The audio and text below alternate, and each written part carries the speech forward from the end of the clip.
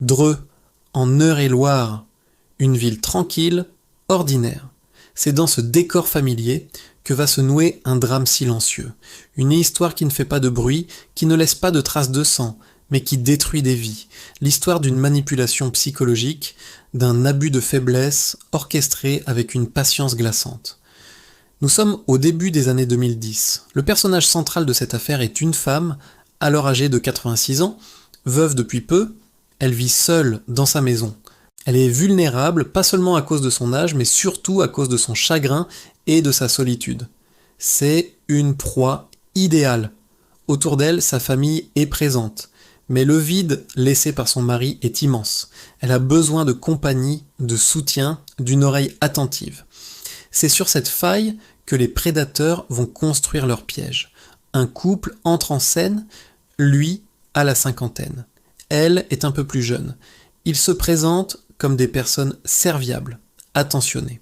Le premier contact est anodin, presque fortuit. Une aide pour porter les courses, une conversation sur le pas de la porte, un service rendu sans rien demander en retour. Ils sont charmants, polis, respectueux. Ils inspirent immédiatement confiance. La vieille dame est touchée par cette gentillesse inattendue. Elle voit en eux une bouffée d'air frais, une distraction bienvenue dans son quotidien morose. Peu à peu, le couple s'immisce dans sa vie. Les visites deviennent régulières. Ils apportent des pâtisseries, proposent de l'aider pour le ménage, le jardinage, les petites réparations. Chaque service rendu est une brique de plus dans le mur de la confiance qu'ils érigent autour d'elle. Ils écoutent des histoires, ses souvenirs, ils la réconfortent, ils deviennent les confidents qu'elle n'avait plus.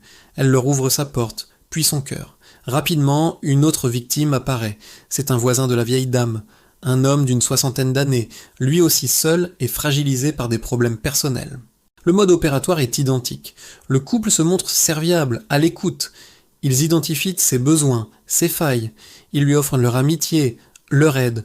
Eux aussi deviennent indispensables à son quotidien. Les deux victimes ne se connaissent pas intimement, mais elles partagent, sans le savoir, les mêmes amis dévoués. L'étape suivante est l'isolement. Le couple commence subtilement à critiquer l'entourage des victimes. La famille de la vieille dame, trop occupée, un peu distante. Les amis du voisin, pas vraiment sincères. Ils sèment le doute, créent de petites tensions. Ils se positionnent comme les seuls véritables soutiens, les seuls sur qui l'on peut vraiment compter. Ils filtrent les appels, découragent les visites. Progressivement, la vieille dame et son voisin se retrouvent coupés du monde extérieur, enfermés dans une bulle où seuls les escrocs ont accès. La dépendance affective est désormais totale. C'est à ce moment que l'aspect financier entre en jeu. Au début, ce sont de petites sommes. Un remboursement pour des courses, une aide pour payer une facture. Des demandes légitimes en apparence. La vieille dame, reconnaissante, donne sans compter. Le voisin, confiant, fait de même. Puis, les montants augmentent, le couple évoque des difficultés personnelles, une voiture à réparer, une dette à rembourser, il présente la situation comme une urgence, un prêt temporaire. Les victimes, conditionnées à les aider, ne se méfient pas. Elles signent des chèques, elles retirent de l'argent liquide, le couple va plus loin, ils obtiennent une procuration sur les comptes de la vieille dame. C'est plus simple pour gérer les dépenses, lui explique Canal. Elle accepte. C'est la porte ouverte à un pillage en règle. Les retraits se multiplient. Des milliers, puis des dizaines de milliers d'euros s'évaporent. Le voisin est sollicité pour des investissements. On lui parle d'une affaire en or, d'un placement sûr. Il leur confie ses économies. L'argent détourné ne sert pas à combler des dettes imaginaires. Il finance le train de vie du couple. Voiture, restaurant, voyage. Ils vivent confortablement grâce à la générosité forcée de leurs victimes. Pendant ce temps, la vieille dame et son voisin s'enfoncent dans la pacma, dans la précarité, sans même s'en rendre compte. Ils sont persuadés d'aider des amis dans le besoin. La manipulation est si bien menée qu'ils ne remettent rien en question. Mais l'entourage, bien que tenu à distance, commence à s'inquiéter. La fille de l'octogénaire trouve sa mère changée, distante. Elle ne comprend pas pourquoi elle est devenue si difficile à joindre. Les tentatives de visite se heurtent à des excuses. Un jour, en consultant les relevés de compte de sa mère, elle découvre l'ampleur des retraits, des sommes colossales, inexplicables. Elle comprend que quelque chose de grave est en train de se passer.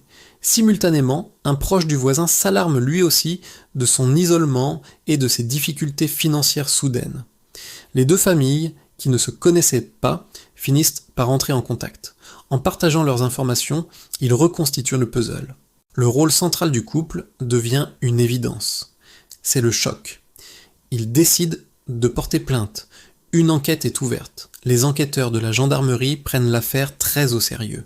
Ils commencent par recueillir les témoignages des victimes. C'est un travail délicat. La vieille dame et son voisin sont encore sous l'emprise psychologique du couple. Ils ont du mal à admettre qu'ils ont été trompés, trahis. Ils défendent même leur bourreau, parlant d'amis sincères. Il faut du temps, de la patience et beaucoup de psychologie pour leur faire prendre conscience de la réalité. L'analyse des comptes bancaires est accablante. Les enquêteurs tracent les flux d'argent. Ils découvrent des retraits massifs, des chèques encaissés par le couple, des virements injustifiés. Les montants sont vertigineux. Pour la seule octogénaire, le préjudice est estimé à plus de 200 000 euros. Pour le voisin, plusieurs dizaines de milliers d'euros. Au total, près de 300 000 euros ont été détournés en quelques années. Les perquisitions au domicile du couple confirment les soupçons. Les enquêteurs découvrent des preuves de leur train de vie luxueux, totalement déconnectés de leurs revenus officiels. Interpellés et placés en garde à vue, ils nient les faits. Ils parlent de dons volontaires, de cadeaux faits par amitié. Ils maintiennent leur version. Ils n'ont fait qu'aider 2 personnes seules. Mais face aux preuves matérielles, leur défense s'effrite. L'affaire arrive devant le tribunal correctionnel de Chartres. Le procès est un moment crucial. Pour les victimes et leurs familles, c'est l'occasion de voir la justice rendre son verdict. Pour la société, c'est un rappel de la dangerosité de ces crimes silencieux. À la barre, le couple continue de minimiser ses actes. Ils peinent à montrer le moindre remords. Les témoignages des victimes sont poignants. Elles racontent, avec difficulté, comment la confiance s'est installée, comment elles ont été coupées de leurs proches, comment elles ont tout donné, persuadées de bien faire. Le tribunal écoute attentivement, mesurant l'étendue de la manipulation et la profondeur des blessures psychologiques. Le procureur de la République, dans son réquisitoire, dénonce une escroquerie méthodique et cynique. Il souligne la vulnérabilité des victimes et la froide détermination des prévenus. Il demande des peines de prison fermes, le jugement tombe. Le couple est reconnu coupable d'abus de faiblesse. Ils sont condamnés à des peines de prison, une partie ferme et une partie avec sursis, ainsi qu'à l'obligation d'indemniser les victimes. La justice a parlé, mais pour les victimes, le chemin de la reconstruction est encore long. L'argent perdu est une chose, la confiance trahie, la dignité bafouée, en est une autre, bien plus difficile à réparer. Cette histoire, comme tant d'autres, nous enseigne une leçon essentielle. Les escroqueries les plus dangereuses ne sont pas toujours les plus violentes. Elles sont souvent silencieuses, invisibles. Elles ne s'appuient pas sur la force, mais sur la psychologie. Elles se construisent lentement, patiemment sur la confiance, l'affection et la dépendance. Elles exploitent la solitude, le chagrin, la maladie. Elles nous rappellent que la plus grande vigilance est nécessaire, non pas envers les inconnus menaçants, mais parfois envers ceux qui semblent les plus amicaux, car c'est dans l'ombre de la gentillesse que se cachent parfois les pires prédateurs.